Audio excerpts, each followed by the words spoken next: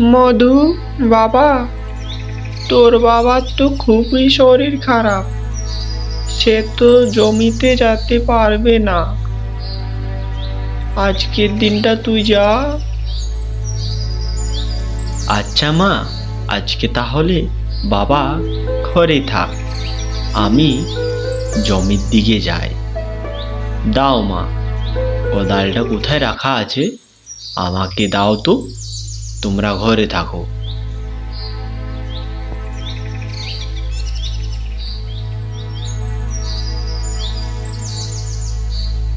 কোনোদিন তো জমি যায়নি, কি করে যে আমি কোদাল নিয়ে বেরালাম।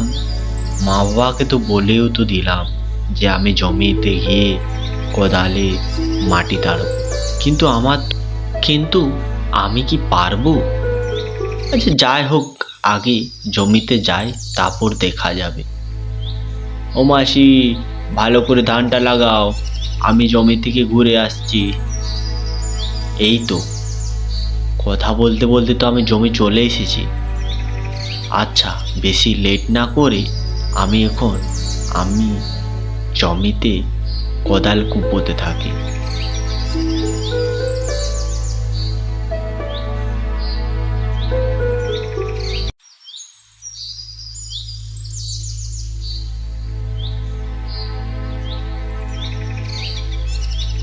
আরে এই মধু, কি রে, তুই এখনো জমিতে আছু? তুই জানিস না আজ কি রাজামশাই আমাদেরকে ডেকেছে? আচ্ছা বিষ্টু, রাজামশাই হঠাৎ কি করতে ডাকলো বলো তো? আমি তো এখন জমিতে মাটি কুপোচ্ছি, আমার মনে হয় একটু দেরি হবে, তারপর আমি চলে যাব রাজা বাবুর কাছে।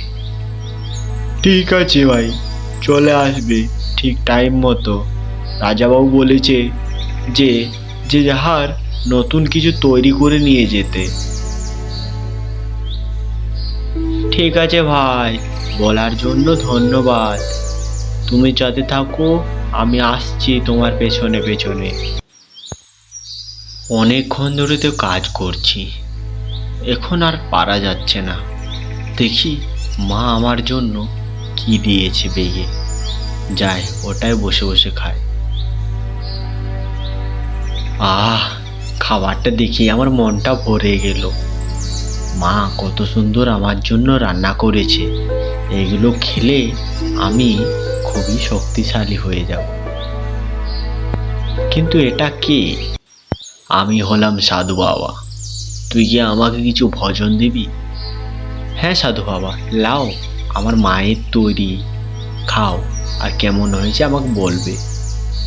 শোন, তোর মায়ের খাবার খুবই সুন্দর রান্না, তাই আমি তোকে একটা জিনিস দিলাম, এটা তুই আজকে মহারাজের কাজ নিয়ে যাবি, বুঝলি? আর এটাই হবে আমাদের এই দেশের পতাকা, যেটা পরবর্তীকালে ভবিষ্যতের মানুষও এই পতাকায় নিয়ে প্রজাতন্ত্র দিবস করবে। ঠিক আছে সাধু বাবা, আমি এখন তাহলে রাজা বাবুর খেনে যাই, দেখি।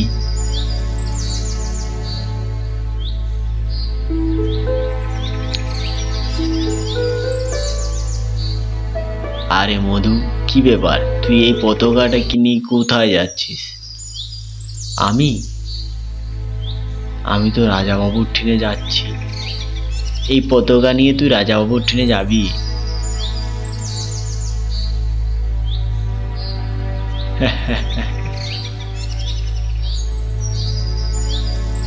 তোর এই পতাকা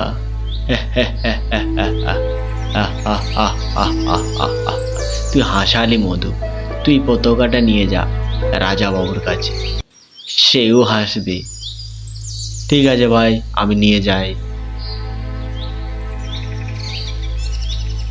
যাওয়ার হবে, আগে নিয়ে যাই পতাকাটা রাজা বাবুর কাছে।